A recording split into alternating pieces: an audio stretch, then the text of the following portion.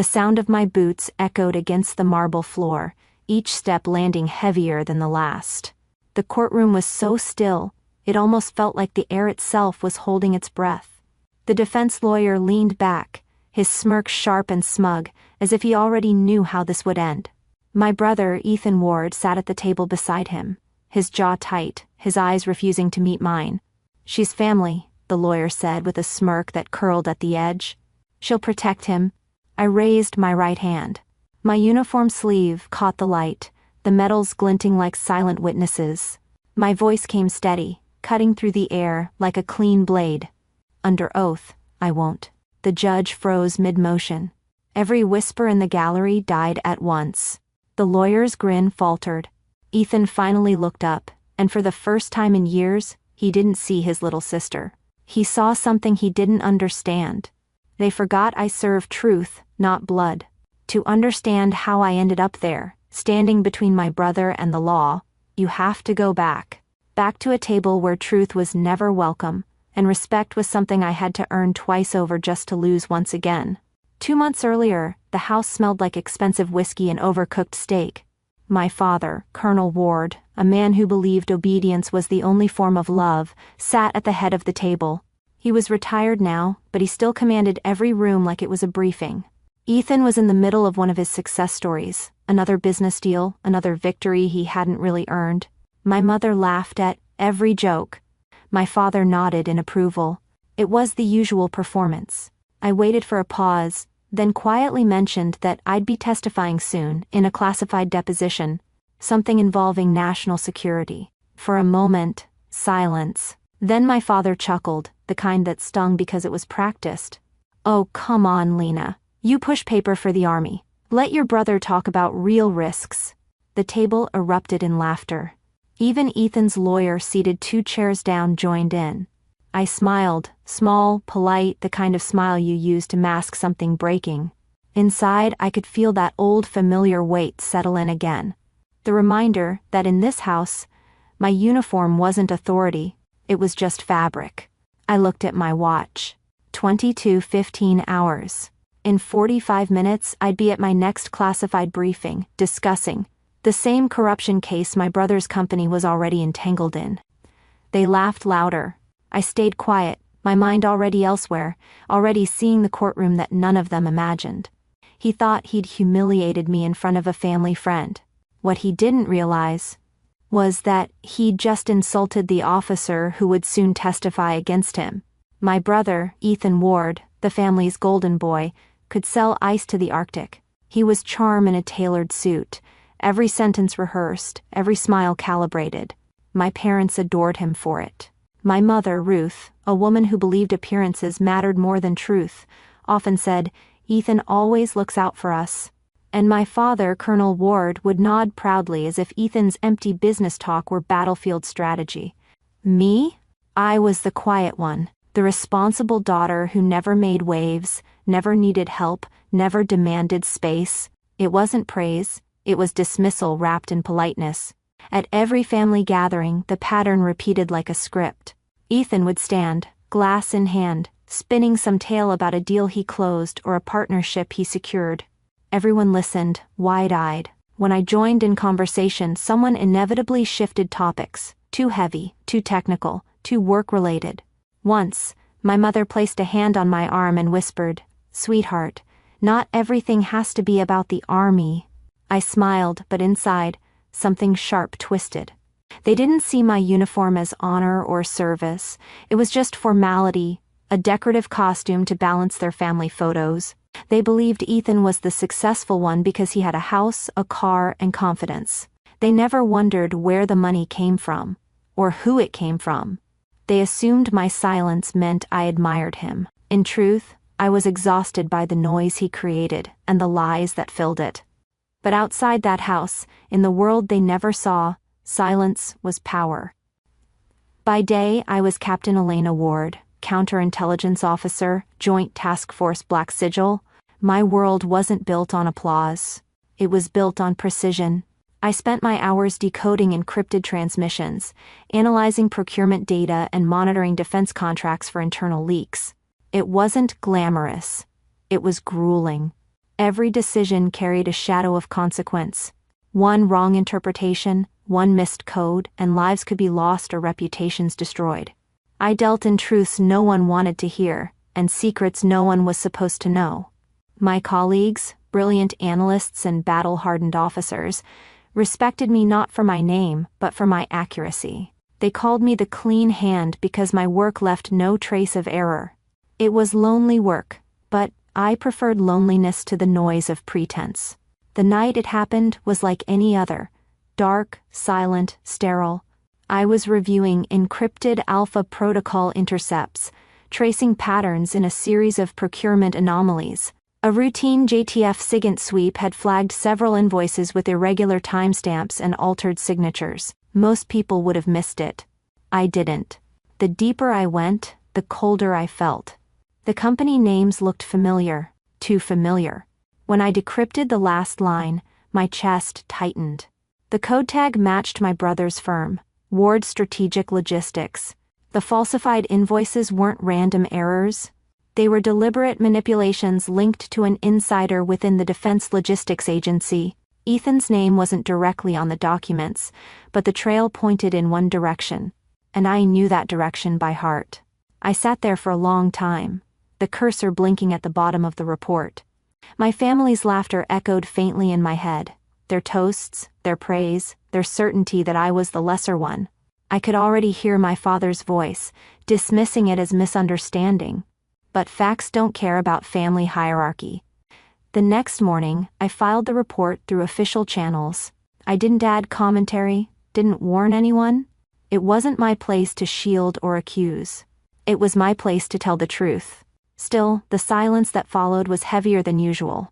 The name Ward on that report carried weight, and I could feel it pressing back at me from every direction. Weeks later, during a family dinner, I tried to offer a gentle warning. Nothing direct, just enough to give them the chance to step back.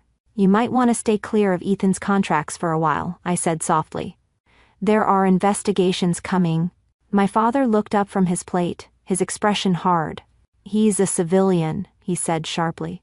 You don't understand the real world, Lena. I kept my voice even. I understand integrity, sir. Ethan laughed, leaning back in his chair. Don't worry, Captain. Your little uniform won't save you when this gets ugly. The room fell quiet for a second. Then my father chuckled, and my mother exhaled relief. I felt that familiar shift, the moment they chose him over reason, again. I looked at Ethan's grin and thought how easily he confused confidence for power. When dinner ended, I sat in my car for a long time, staring at my reflection in the window. Half of my face was washed in the warm light from the house. The other half was shadowed by the edge of my cap. Two lives, colliding in silence. For years I'd told myself that protecting them was the right thing, that family loyalty meant restraint. But as I watched the lights flicker inside that house, I finally understood. When silence starts protecting corruption, it stops being loyalty. That night I decided to stop being the quiet one. In my line of work, emotion is the enemy of precision. So when the investigation into my brother's company began to close in, I didn't let anger lead. I let process do what it was designed to do.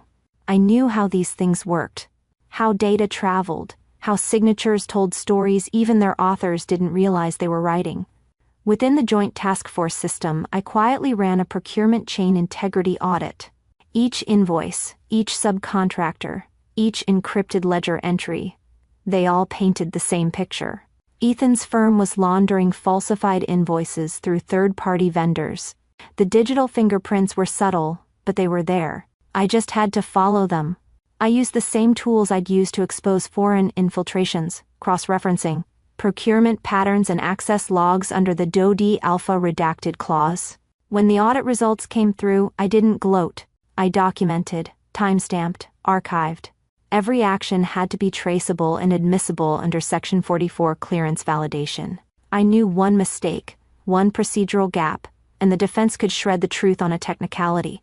There would be no room for revenge here, only integrity. When the evidence trail hit the confirmation threshold, I formally flagged a conflict of interest. My name on the chain meant recusal, not removal. But before stepping back, I transferred the compiled intelligence package to the Office of Legal Affairs. It was clean, perfectly documented. My fingerprints, figurative and literal, were exactly where they needed to be. I wasn't protecting myself. I was protecting the truth. Major Hale, my supervising officer, called me into his office the next morning. He was a calm man, principled in a way that made you measure your own spine just standing near him. "Ward," he said quietly, "this will hit close to home. But truth outranks blood. Remember that." I met his eyes and nodded. There wasn't anything else to say. The subpoena arrived 2 weeks later. I wasn't surprised. It was inevitable. The case had reached its next stage, and I was officially listed as a key witness. I didn't hesitate. I didn't ask for anonymity or special consideration. Instead, I submitted a single request through secure channels: permission to testify in full dress uniform. The request was short, formal, and by regulation. I remember watching the cursor blink after typing my justification. Protocol dictates that witnesses representing the department shall appear in formal service attire, but the truth beneath it was simpler. I wanted them to see who I had become. Not the daughter they dismissed, not the sister they mocked. The officer who had earned the right to wear that uniform in the first place. The confirmation came through at 0300 hours. Request, witness appearance in uniform, approved. I stared at the screen for a long moment, the glow reflecting off my medals on the desk. The notice went out the next morning.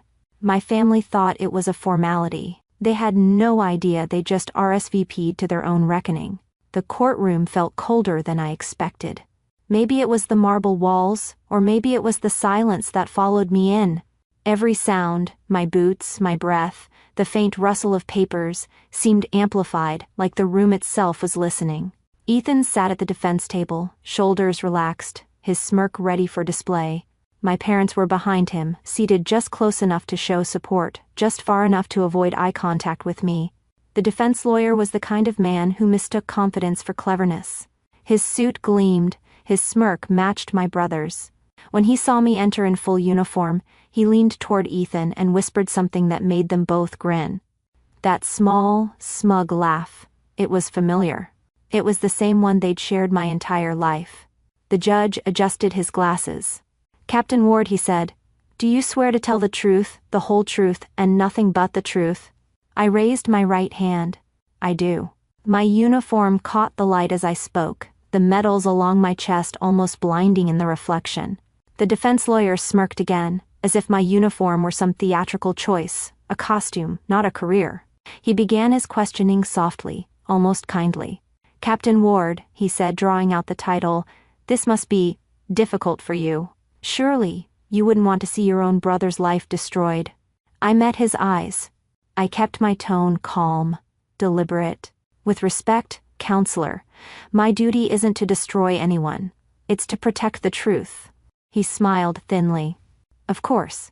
But family must mean something." I didn't flinch. "It does. It means accountability." Something shifted in the room then. A quiet tension spread, small, almost invisible. But the air changed. The lawyer's expression flickered, uncertain now. He didn't understand that I wasn't here to win an argument. I was here to uphold an oath. The prosecutor stepped forward, sliding a folder across the table. "Your Honor, the prosecution would like to submit Exhibit 17 into the record." The judge nodded. "Proceed." As the clerk handed it over, I recognized the classification markings even from where I stood. The judge opened the folder and read aloud, "Department of Defense Intelligence Memorandum, Verification. Clearance Level 5, Joint Task Force Black Sigil, authorized and signed by Captain Elena Ward." The courtroom went silent. Ethan's smirk cracked for the first time. My father straightened in his seat, confusion cutting through his practiced stoicism. "Black Sigil?" he whispered under his breath. "That's her unit?" A general sitting quietly in the gallery turned his head. "It is," he said softly. "She's the lead liaison on the integrity audits your son violated." I didn't look at them. I stayed facing forward, eyes on the judge. My entire life I had been the quiet one, the one who followed orders, who didn't make trouble. But in that moment, the silence wasn't submission anymore. It was control. The prosecutor continued, "Captain Ward, can you confirm that this memo pertains to your department's investigation into procurement irregularities within Ward Strategic Logistics?" "Yes, Your Honor," I replied, voice steady. "The memo outlines findings related to falsified procurement chains and material misrepresentation in defense contracting." The defense lawyer tried to object, his tone sharp now, the previous charm gone. "Your Honor, my client was not directly involved in the—" The judge cut him off. "Counselor, the witness is credentialed to speak on the record." Overruled. I kept my eyes on the documents before me. Every word I spoke had to be precise, cold, factual, irrefutable. The audit confirmed the alteration of invoices, the redirection of funds, and the use of shell subcontractors to conceal fraudulent activity. These actions directly violated federal procurement standards under the Defense Authorization Act. Ethan shifted in his seat. I could hear his breathing quicken. I remembered the last time he'd looked this nervous. When we were kids. And he'd broken my father's metal case, then blamed me for it. My father had believed him without question. I'd stayed silent then. Not today. The prosecutor's final question came simply, "Captain Ward, based on your findings and professional judgment, do you believe the defendant acted knowingly?" I met Ethan's eyes. For a split second I saw something familiar, fear, maybe, or recognition. Then I answered, "Yes, Your Honor. The evidence is irrefutable." The room exhaled in unison. My father's jaw tightened. My mother looked down at her hands, her face pale. Ethan's smirk was gone completely now, replaced by something I hadn't seen in years, humility or maybe shame. As the judge reviewed the testimony, a strange calm came over me. The same calm I felt during operations when chaos broke loose and I had to be the still point in the storm. My father used to tell me that honor was about never backing down. But as I stood there, I realized honor wasn't about defiance. It was about truth, even when it cost you everything. The judge looked up. "Captain Ward," he said, "your testimony has been critical in establishing the veracity of this case. The court thanks you for your service." I nodded once. "Thank you, Your Honor." When I turned, I finally looked at my father. For the first time, I didn't see a man to impress. I saw a man who'd built his entire identity on being right, and who now had to face that his daughter had been right all along. My father spent a lifetime teaching me the meaning of honor, but that day it was my oath, not his name, that defined it. The gavel came down with a sharp, echoing crack. Ethan flinched. My mother pressed a hand to her mouth. My father didn't move. When the gavel came down, everything I'd once protected fell silent. Outside the courthouse, the air felt heavier than usual, like the silence itself had weight. Reporters shouted my name, microphones outstretched, flashes cutting through the fog. I didn't stop. The MPs flanked me on both sides, a silent wall between the noise and me. Behind the crowd, I caught sight of my parents. My father, Colonel Ward, stood rigid, arms crossed. My mother clung to her purse, her expression unreadable. Ethan was nowhere to be seen. As I passed them, my father's voice cut through the noise. "You embarrassed us," he muttered. The same tone he used when I came home late from drills, when I disagreed with him at the dinner table, when I dared to have my own opinion. I stopped, turned just enough to meet his eyes, and said quietly, "No, sir. I preserved what you taught me to value." For a moment he didn't speak. His jaw tightened, but his eyes flickered with something uncertain, something like recognition. Then, I turned away and kept walking. The crowd swallowed me whole, but for the first time in years I didn't feel small within it. A year passed. The seasons turned, and the noise faded. I didn't see my family at holidays, didn't hear from them at all for months. Silence, I realized, could be both punishment and peace, depending on who you were. By the following spring, I was back where I belonged, inside the walls of a base most people never even knew existed. My nameplate had changed, Major Elena Ward, Internal Integrity Division. The office plaque outside my door read, "Truth has no relatives." It wasn't just a motto. It was the creed that kept me steady. My team respected me. not because of my rank, but because they understood that my standards didn't bend. I had become known for one simple phrase I repeated during every briefing: "We don't serve people. We serve the oath." They would nod each time, and I could tell they felt it. Some carried their own scars from times they'd been told to stay quiet, to obey at the cost of integrity. They understood. Sometimes I still thought about that courtroom, not with pride or regret, just clarity. The gavel, the silence, the look in my father's eyes when he realized who I'd become. I wondered if he ever replayed that day, or if denial had already rewritten it in his mind. My father lived in a world where obedience meant love. I had learned that honor meant truth, even when it hurt. Especially when it hurt. One evening, as I was finishing reports, a message appeared on my secure terminal. It wasn't official, it was personal. My brother. The subject line was blank. The message was short, just a few lines of hesitant apology. He wrote about regret, about the pressure, about how things got out of control. He said he hoped I could one day forgive him. I stared at it for a long while, my hand hovering over the keyboard. I thought about the years of noise, the dinners where I was invisible, the smirks, the laughter that always seemed to land on me. I thought about the way he'd looked at me before the verdict fell, small, afraid, not of prison, but of being seen for what he was. Forgiveness, I realized, wasn't the same as forgetting.